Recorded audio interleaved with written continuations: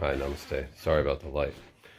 So I just came across this in another video where someone referred to this revelation about extraterrestrials disclosure by a Israeli government agency and or an ex-Israeli space agency guy.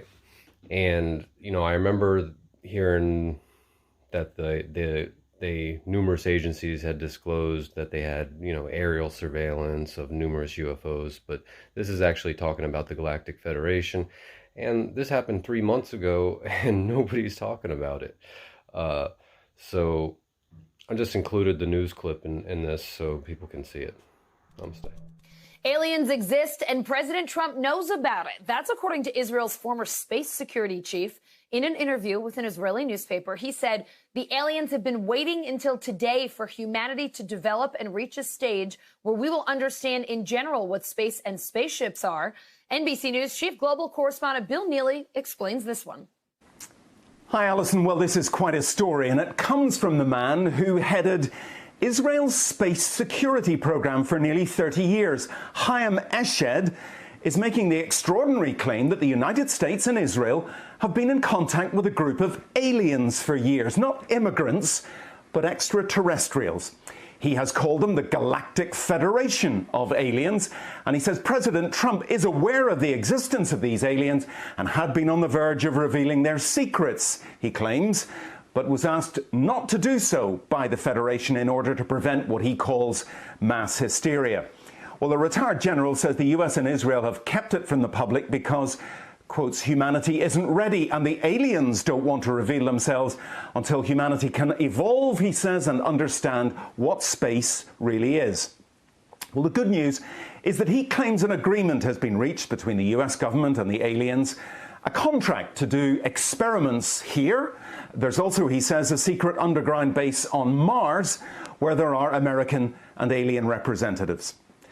Now, this former head of a branch of Israel's defense ministry is 87. He was very well respected, at least until now. And he said all this in an interview with an Israeli newspaper in Hebrew, but it's really taken off after parts of it were published in English by the Jerusalem Post today. He says he's come forward now in the hope that his news will be accepted as true. He notes that if he'd made these claims 5 years ago, he would have been hospitalized, but now he says, I've got nothing to lose.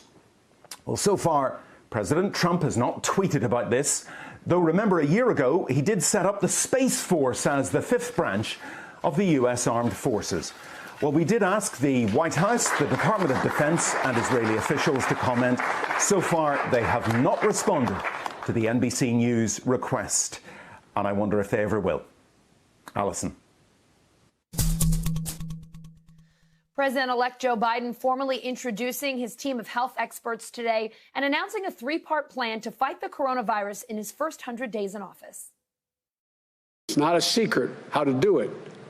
Masking, vaccinations, opening schools. These are the three key goals for my first 100 days. NBC News correspondent Mike Memoli joining me now from Wilmington, Delaware. Mike, what else did Joe Biden say about his 100-day plan to fight COVID? Well, Alison, we tuned in to the Biden event today expecting a personnel announcement, and we got something of a surprising policy discussion in terms of Biden setting these very clear goals for his first 100 days. We know he's been reading a lot about FDR, really leaning in to setting some benchmarks for him. And you touched on it there, these three key goals he's setting. First, we've talked so much about masking. He wants to make sure that the country is masking up. He says as a patriotic act, he's going to try to mandate that where he can on federal property, but lean on the states and local governments to try to impose some new mandates as well. Talked about the idea of getting states, the